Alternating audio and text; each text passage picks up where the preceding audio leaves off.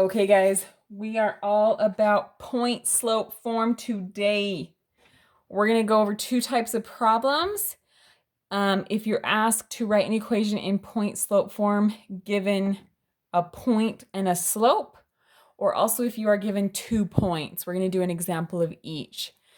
Now I'm going to go pretty quick in this video, but good news, if you need it slowed down a little bit, I did a video for each of these. Go ahead and click right over there if you need that.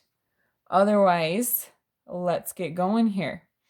All right, first off, what is point slope form?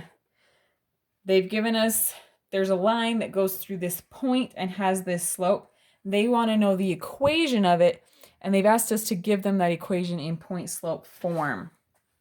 Here is point slope form. All right. Y minus y1 equals m times x minus x1. Guess what? We are seriously just plugging in this information. So nice. All right. I like to label. So it's an ordered pair. It's always x and y, right? There's my x and y.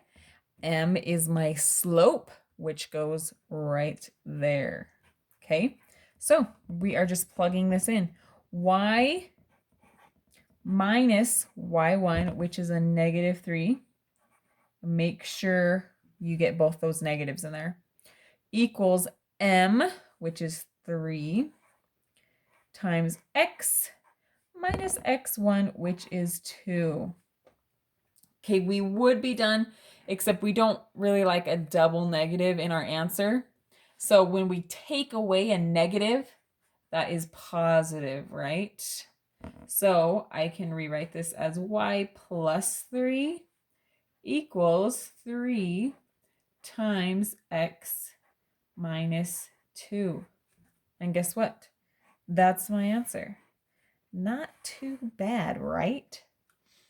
Now, it is possible you could be asked to then turn this into slope-intercept form.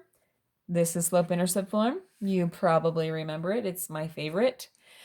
If you are asked to do that, it's pretty simple from here. You're just going to distribute that 3 out and then subtract 3 from both sides to get y alone.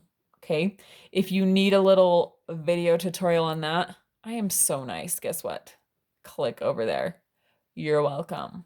Okay, let's do one more example where they have, instead of giving you a point and a slope, they've given you 2 points. Okay, you're basically doing the same thing. The only thing that is different is we use these 2 points to figure out what the slope is. So instead of just giving a slope, they're going to make us figure it out. Okay, that's kind of silly of them, right? No, because it's good for our brains to do this, right? Okay. Probably depending on how late it is how funny I am. If it's like noon, that wasn't funny. If it's like 11:30 at night, maybe that was funny. Okay, get going with the math. All right. This is how we figure out slope, right? y2 minus y1 over x2 minus x1. Here are my x's and y's. xy, xy. I'm going to label these ones 1s, these ones 2s to keep them separated, make sure I've got them in the right place. All right, y2 is 7. Minus y1 is 2. We're putting that all over x2, which is -4, minus x1, which is 6. Okay, 7 minus 2 gives me 5. -4 minus 6, it's like I owe someone $4, I borrow $6 more. Oh gosh, minus 10, right?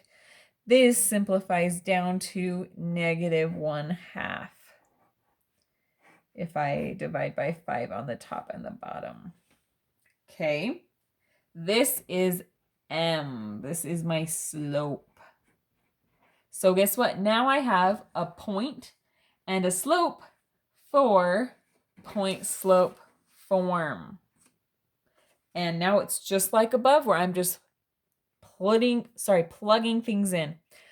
You can use either point, it doesn't matter. I'm just going to use the first one. So we've got y minus y1, which is 2, equals m, which we figured out was negative 1/2, times x minus x1, which is 6. Guess what? We are done. That's it. Again, if you need to switch it to slope-intercept form, it's really simple from here. If not, you're done. Hopefully you can get to bed. Hopefully you're like, oh, that wasn't as bad as I thought it was going to be. So get to bed and have good dreams of math that aren't nightmares.